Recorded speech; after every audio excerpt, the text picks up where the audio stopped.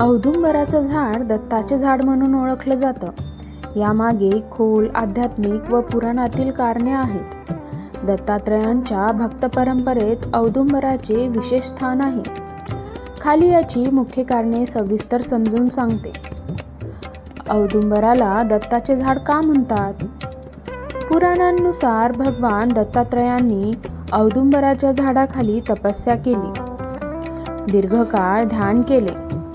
त्यामुळे हे झाड दत्तात्मतेचा वास असलेले मानले गेले.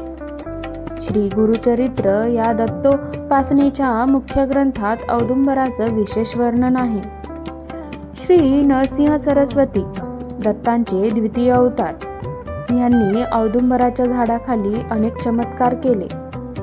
औदुंबर व्रत हे त्यातील अत्यंत प्रसिद्ध व्रत आहे, ज्यात देवदर्शन, आरोग्य, संतानप्राप्ती इत्यादी मनोकामना पूर्ण होतात असा उल्लेख आहे. औदुंबर म्हणजेच उंबर वृक्षाचा संबंध सात्विकता, शांती आणि आध्यात्मिक शक्ती यांच्याशी जोडला जातो. याची पाने, सावली आणि वातावरण मनःशांती देणारे मानले जाते. दत्तात्रेय हे त्रिदेवांचे अंश असलेले देव, ब्रह्मा, विष्णू, महेश. त्यामुळे औदुंबर झाडालाही त्रिगुणात्मक पवित्रता प्राप्त झाली. भगवान दत्त निसर्गाशी एकरूप झालेले आहेत.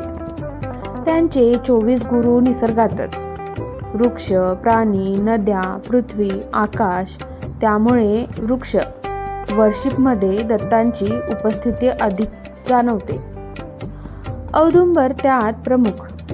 दत्त संप्रदायात औदुंबराला असे मानले जाते की दत्तांची सतत उपस्थिती या वृक्षाखाली असते.